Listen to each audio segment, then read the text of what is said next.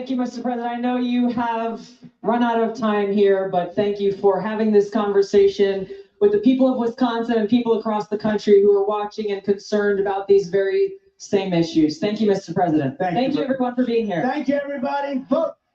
Love our country. We love our country, don't we? It's amazing. And it's a great country, but we have to take it back because our country is not feeling so get healthy and beautiful and better than ever. And it's really, this is some crowd, and you can duplicate the crowd outside. So if anybody would like to give up your seat, that would be okay. No. Let's have a good time. Thank you very much, everyone.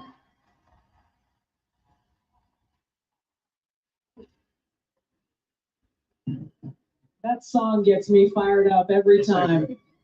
Lee Greenwood is so great. Great guy, too.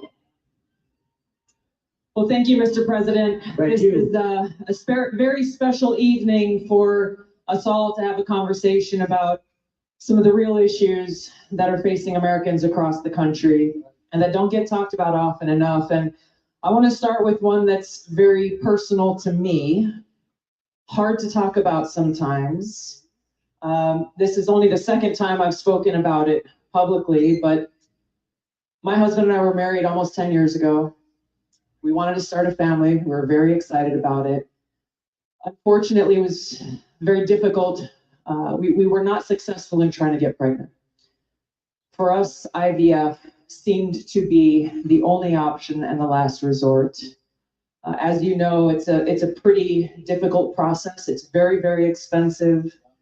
I was in Congress at the time, traveling. I would carry the medicine that I had to administer shots to myself sometimes in an airport bathroom. And ultimately, the most difficult part was every time going to the doctor for another transfer and hoping that it would result in a positive pregnancy test, and then being heartbroken over and over every time that test came back negative. Now, I know some of your opponents, your political opponents, are saying that you want to ban IVF. Well, it did for us. It's worked for a lot of families. And I just know that there are women and couples in this crowd, or those who are watching here tonight, who may be going through this same struggle and are concerned about being able to have this option, either because they might not be able to afford it, or they're concerned that it just may not be available. And I'd love for you to talk to them about how they should feel. Well, thank you very much, Tulsi. And I didn't know about your situation, and it's tough stuff, right? Tough. Life is pretty tough. It can be beautiful, but it can be difficult. We are doing something with IVF because IVF, as you know, friends, people you know, it's really worked out very well for a lot of people. It gave them a child when they would not have had a child. And I told my people I wanted to look at this a couple of weeks ago. And as you know, we have no taxes on a thing called tips, you know that. And I said, tell me, we did three things. We did that, and we did no tax for seniors on Social Security benefits. We want to have that. And I've been seeing a lot of IVF, and I kept hearing that I'm against it. I'm actually very much for it. In fact, in Alabama, where the judge ruled against it, and I countered the judge and came out with a very strong statement for it. And the Alabama— You're very quick in your response to that. I was, but they were too. They were amazing. The legislature approved virtually my statement. I'm in full IVF, and it's really gone. It's terrific. And I said, so with the tips and with the Social Security, the no taxes on Social Security, I said maybe for IVF, and I've been looking at it, and what we're going to do is for people that use IVF, which is fertilization, the government is going to pay for it, or we're going to get or mandate your insurance company to pay for it. We're going to do that. I can't tell you how life-changing that would be for so many families. because it costs a lot of money. A lot of people go into debt just for the hope of being able to start their own family. Well, it's big, and you know what? We want to produce babies in this country, right? We want to produce babies. So I think it's going to be something we sort of announced it a little bit. We were in a great place, Michigan. We all love Michigan, right? We're going to bring back the car industry, and we're going to get a lot of it back to Michigan. They've been taking our cars away. They've been taking our manufacturing away over years, over decades. And if you look at it today, it's a shell of what it was years ago, but we're going to bring it back. Mexico is right now building massive car factories, actually being financed and built by China. They think they're going to sell their cars back into our country. It's not going to happen. That's not going to happen. Oh, listen to that. That is not going to happen. But wrong in the car industry. The union leadership has been horrible. I think I'm going to win by 85%, the union, but we're bringing it back. And we're going to have electric cars, but we're going to have gasoline-powered cars, and we're going to have hybrids. We're going to have every kind of car. We're not going with just that. But I just felt that it would be a good place to announce it, and we did sort of the announcement there a little bit, and now we do the big announcement tonight in front of all of these television stations, all of the fake news. You have the fake. They're all over the place. I don't know what's going on. We don't even know. I was saying, because we're doing this, and I finished, and I figured I was going to come here, and we're going to make a speech. I had a speech all set for you. I was ready. And they said, "Sir, you're actually doing a town hall." I said, "Oh, nobody told me that." I said, "Who's doing it?" They said, "Tulsi." I said, "Well, that's at least good news." I've been a fan of hers for a long time, I have to tell you.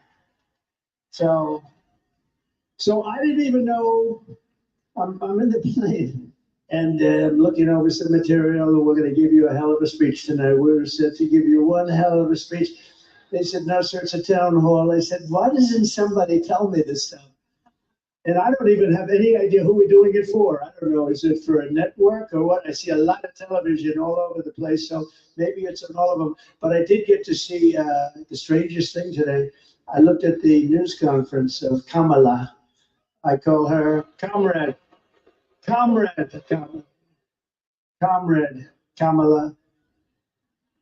She's you know that, she's a Marxist.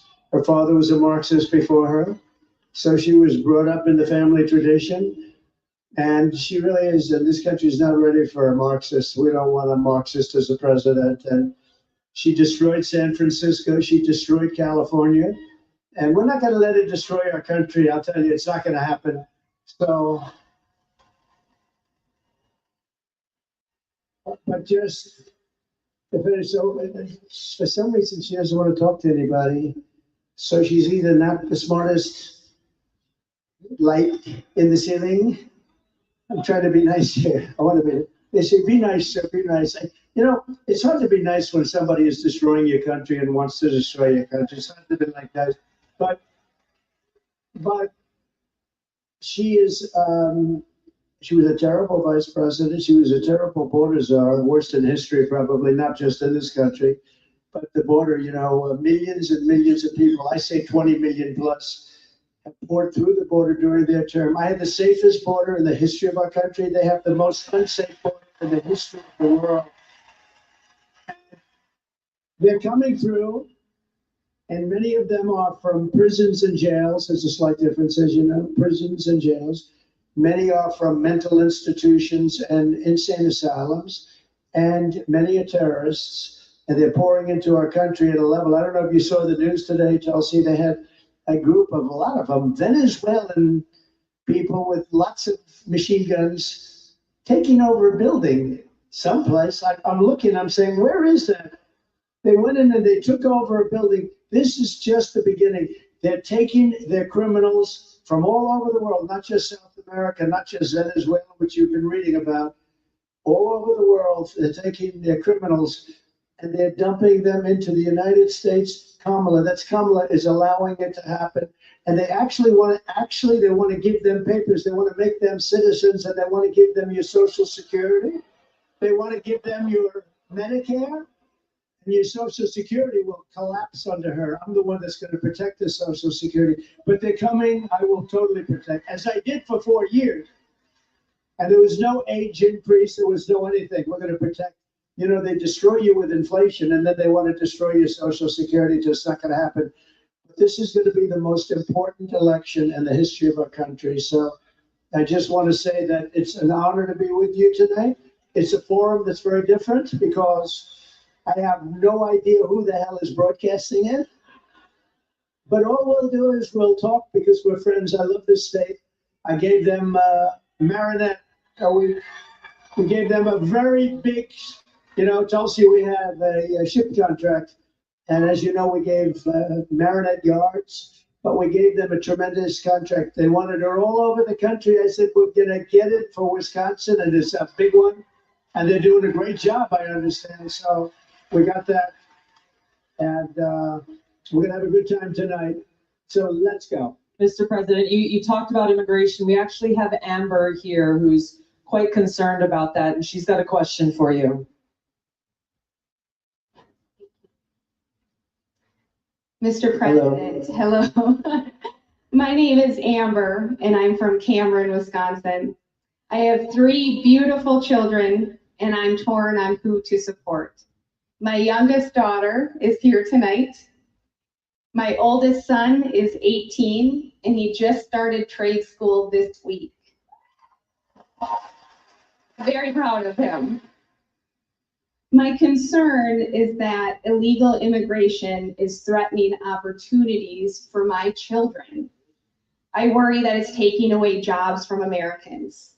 I'm wondering, what will you do about that? Well, it's great. I think I'll stand up and, do you mind if I turn around? Thank you, Amber, very much. And you're right. I'll tell you, we have the people that I'm talking about.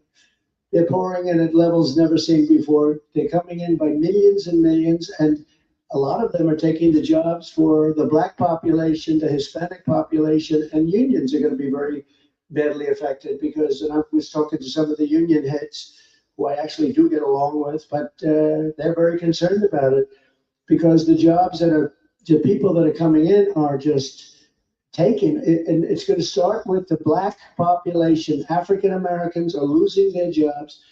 And I don't know if you heard the latest statistic that of the jobs that these people created, which is very little, every single job was taken, about 107% was taken by illegal immigrants. There's been no job creation from them. The jobs were filled by illegal immigrants. With all of that being said, I want to give you a very positive answer. We're going to win this election. We're going to turn this country around. We're going to become an unbelievable growth country. And your boy is going to have the greatest job. And you want to have a lot of choice with jobs. You know, you want them to go up and they get up and they, it's hard to believe I have that the way I get treated. But I look forward to every day because we're going to make America great again. So I really do. I look forward to it. That's right. But we're gonna create a lot of jobs. Does he want to stay here? Does he want to go to a different state or anything? Yeah, someplace in the Midwest, but this is a good place to stay, right? Wisconsin. So we'll be creating tremendous jobs for our country, and we're also turning away. You know, we're going to be closing the border, really closing it. By the way, did you see? So Kamala was for defunding the police. She was for open borders. She was for everything that you're not against. I could go through 14 different.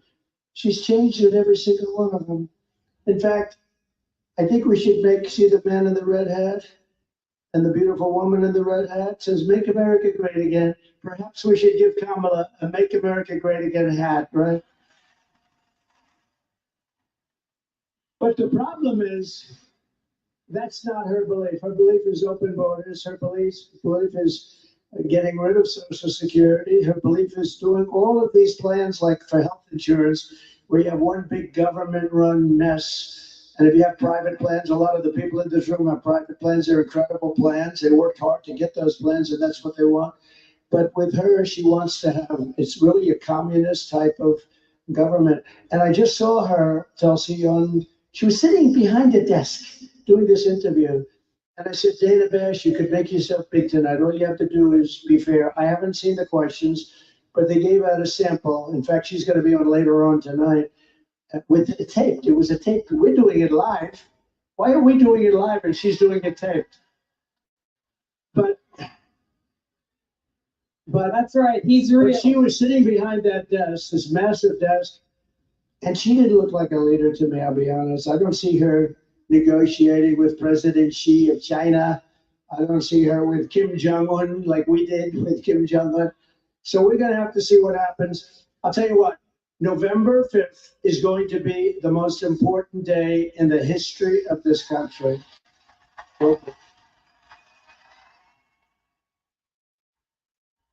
Mr. President, there are a lot of people who want to feel hopeful about our future. I want to introduce you to Luke, who is one of those people. Hi, Hello, Mr. President. good-looking guy. Thank you. My name is Luke Pulaski, and I'm a junior here at the University of Wisconsin-La Crosse.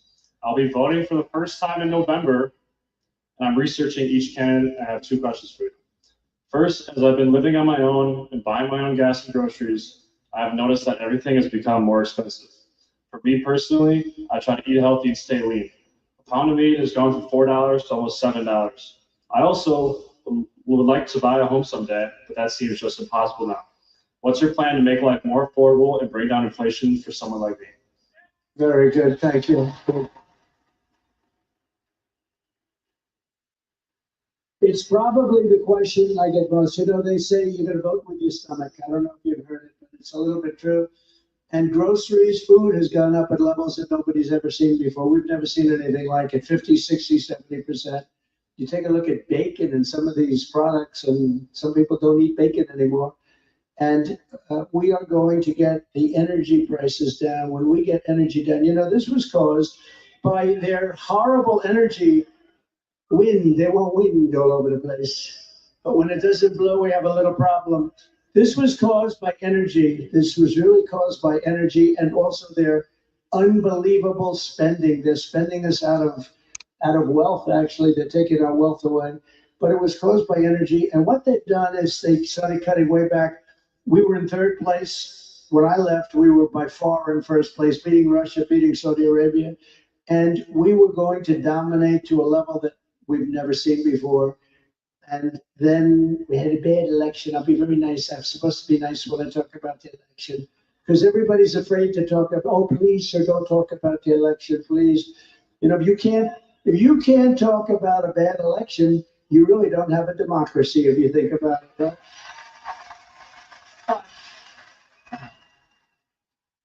But what they did, Tulsi, is they took back the oil production. The oil started going crazy. That started the inflation.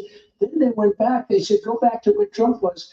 The problem is that we would have been 3 times that level right now. We would have been so dominant over Russia and Saudi Arabia. Look, Saudi Arabia, Russia, a lot of oil. We would have had more. You know, we had something in Alaska, Anwar, that I created. I mean, Ronald Reagan wanted it. You remember Ronald Reagan wanted it. They all wanted it. And I got it approved. Nobody was able to get it approved. I got it approved. And the first week in office, they turned it back. They said, no, it's the biggest site possibly in the world. Could be bigger than Saudi Arabia. Well, we're going to start that up. We're going to become the energy capital of the world. We're going to pay down our debt, and we're going to reduce your taxes still further. And your groceries are going to come tumbling down, and your interest rates are going to be tumbling down. And then you're going to go out and you're going to buy a beautiful house, okay? You're going to buy a beautiful house. That's called the American dream. The American dream. Thank you. Mr. President, I want to ask you a question about national security, but first I think it's important to point out what Luke is talking about: the cost of groceries, the cost of gas, the cost of housing, mortgages, rent, everything has gone up. Kamala Harris's plan that she's announced is government price controls. I think it's important to touch on, you just laid out your plan. What's going to happen if Kamala Harris institutes price controls? So that's a communist plan. It's never worked. And it's been tried by others. Believe it or not, Richard Nixon tried it. A lot of people tried it. It's been tried many times, and it always leads to the same failure. Tremendous inflation, lack of product. You don't have anything. The stores are not stocked. It has never worked. It's called control. They want control. And, you know, it's been so often. And everybody that comes in, they say it sort of sounds great. We're going to go price control. Actually, when she announced it, she got absolutely slaughtered by even Democrats because it doesn't work. It's a known loser. So now she doesn't talk about it. Do you notice she doesn't talk about climate change anymore? She's not talking about it. You know why? Because people don't want to hear it. They want to live a good life. They want to live a life. They don't want to stop your industry with climate change. They used to call it different things, global warming. Remember, that wasn't working because it was getting a little bit cooler. So they said, what are we going to do? We'll call it global cooling now. So they came up with the words climate change because that takes care of everything. Climate change. The climate's changing, but according to them, we're all going to be gone in about, what do we have, 3 years left? They had 12 years, remember? So in about 3 years, let me tell you, we do have a problem now. It's climate change, but a different kind of climate change. It's called nuclear global warming. We can say that's global warming. And if we don't have a smart president, you know, you have 5 nations now with pretty massive nuclear power. Some have very massive, including us and Russia. China's behind, way behind, but within 4 or 5 years, they'll catch up. And we don't want them to catch up. Look, the biggest problem, in my opinion, the biggest problem our country has, the biggest problem the world has, is nuclear weapons. They are a destructive force, the likes of which nobody has ever seen before. And we have to make sure they're never used. We have to make sure it's not going to happen. You're exactly right. You brought up Ronald Reagan already. Ronald Reagan famously said, a nuclear war can never be won and should never be fought. I think it's interesting you talked about climate change, Mr. President. The Democrats and Kamala Harris, they were quick to talk about how climate change is an existential, but what they're not talking about is the existential threat of nuclear war and World War III, which is exactly where we sit today because of the warmongers and their puppets, Joe Biden and Kamala Harris. And they don't want to talk about it because the consequence of where they have taken all of us, the American people and the world, is economic hardship around the world, the destruction of our economic well-being, and an annihilation of humanity, our families, our kids, our communities around the world. There's a recent poll that YouGov did that pointed out over 60% of Americans feel that World War III and nuclear war is going to happen within 5 to 10 years. And when I heard that, I felt so sad because they're at a point where they feel like this outcome, the annihilation of the world, is inevitable. So I wanted to ask you about this because it's important that people understand what kind of leadership you bring, what you will do to stop this slide towards nuclear war and World War III so that we can feel hopeful again. Well, thank you. So Viktor Orban, a very strong leader from Hungary, Prime Minister of Hungary, they asked him recently about what's the problem in the world. A few years ago, during my time, we didn't have Israel being attacked. We didn't have Russia attacking Ukraine. And they asked him, why is it so bad now? The Middle East is on fire. So many places are on fire, and there are plenty of places that could very well and very quickly catch on. What's the problem? He said, you have to bring Trump back as president of the United States. You will have no problem. He single-handedly kept things, and it's true.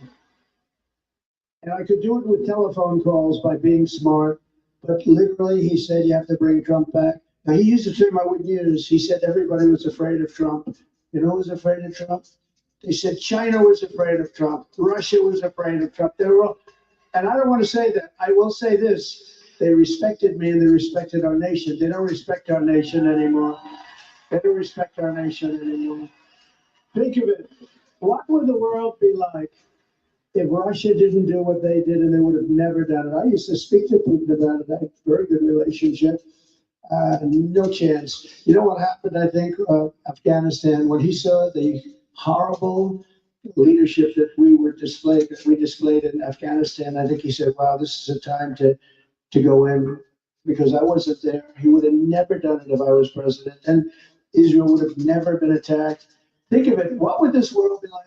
You wouldn't have had that disaster. It wasn't leaving Afghanistan, and they should have kept Bagram. That's a big air base. It's 1 hour away from where China makes its nuclear weapons. They didn't keep it. You know who occupies it now, Tulsi? China occupies it. So we have, if you have the right president, and we don't right now, do we even have a president? He just came in, think of it. He just came in from wherever the hell he went. You know, there was a coup. He just saw it yet. But there was a coup. How about that? He got 14, I'm not a fan of his. He was the worst president, but not. But think of this. He got 14 million votes. She was the first one to leave, you know. Kamala was the first one to quit. She never made it to the first state in the primaries, which was Iowa, never even came close. Other people did, but she never even came close. And all of a sudden she was picked, and she's now running for president. And look, it just started, really. It just really started. The polls have us up here. We're up in states, but it's close. It's close. It's close. And, you know, they cheat like hell, so we don't want to have it too close. But because we have to win this. We're not going to have a country. But with him, I was so far up. We had a thing called, how did he do in the debate? Did you think he did well? Not too good. No, they wanted to have a debate. I said, okay, it's a little bit early, isn't it? I was trying to talk to them, and they said, well, it's a little early for a debate, right? And they said, well, I think we'd like to do it. And that was not a good debate for them. That was not a good debate. So that was the beginning of the end for him. And they started looking, but they picked a woman that had absolutely no votes. She got no votes. And now she's running. So when you say threat to democracy, they are a threat to democracy. I'm not a threat to democracy. I'm not a threat. Thank you. Mr. President, crime and the rise of crime is on the minds of a lot of people. I want to call on Danielle here, who has a question for you. Hi, Danielle.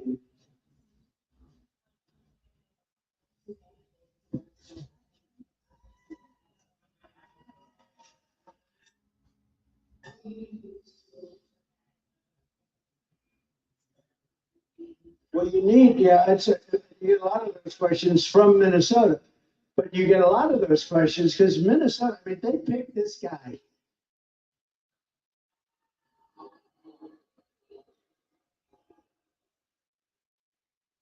He is weird. Huh? I'm not weird.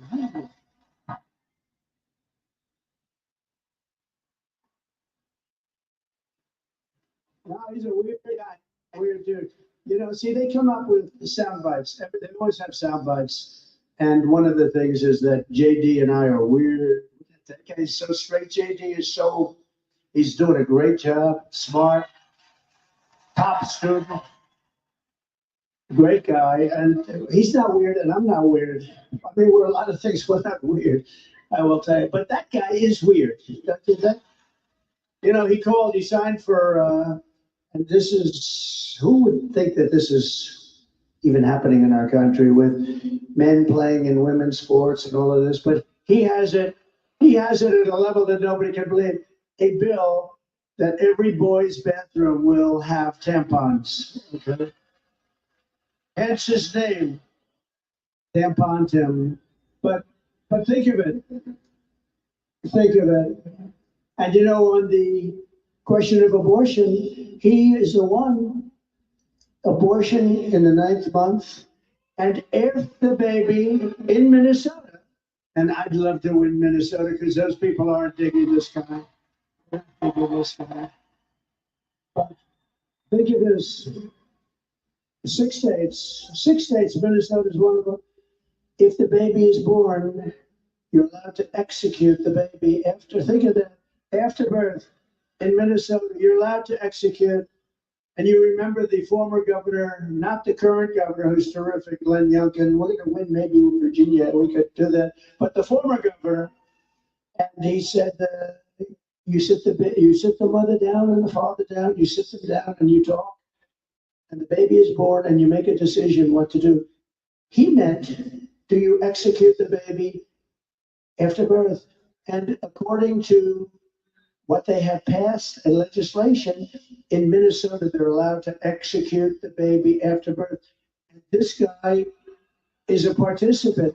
And that's why she picked him, because she is, in fact, a Marxist/communist. Remember, I say all the time, our country will never be socialist, right? We will not have a socialist. Well, I was right.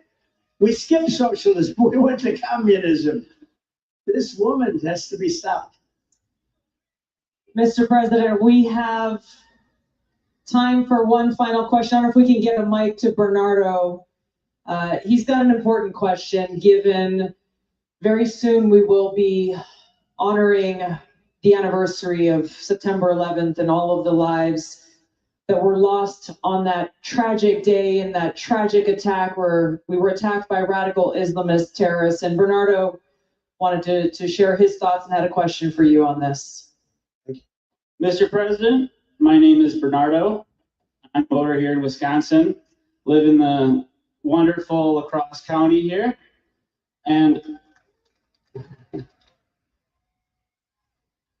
I'm also a father of 8. I have 7 here with me.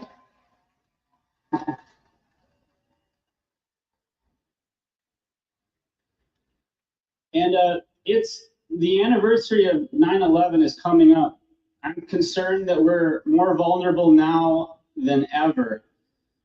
And we have a Democrat nominee who doesn't even want to say the words, says we shouldn't say the words, radical Islamic terror. How are we going to protect America from a terrorist attack? First of all, it's a great question. And, you know, we have radical Islamists pouring into our country along with everybody else right now. They're coming in at levels that nobody's ever seen before. We kept them out. We had 1 year where Border Patrol put down, it was, I believe, 2019, where they, and I don't believe this, I don't believe it's right, but I'll take it. They said 0 came in 20, that was my term, 0. Now we have thousands. I'd like to say that was true. It's probably not, because I can't imagine that, but we were very tough on that. Now they have thousands and thousands coming in, along with the prisoners and along with the crime. And remember, a lot of these countries like Venezuela, their crime is way down because they move their criminals into our country. It's not even believable. But your question on Islamists and all of the jihad and all of the things that they talk about, they have to respect your country. They have to respect your leader. You know, I had no radical Islam crime for 4 years, and I didn't want to talk about it. I wanted to, I talked about it after, but I didn't want to talk about it during. I don't want to say like, I had absolutely, the next day you get hit. But we had none, 4 years of it, because they respected your president, they respected your country, and we have to bring back that level of respect, and we're going to do it. We're going to do it. And we're not letting the wrong people into our country. Okay, thank you very much. Great question. Thank you, Mr. President. I know you have run out of time here, but thank you for having this conversation with the people of Wisconsin and people across the country who are watching and concerned about these very same issues. Thank you, Mr. President. Thank you, everyone, for being here. Thank you, everybody. Vote. Vote of our country.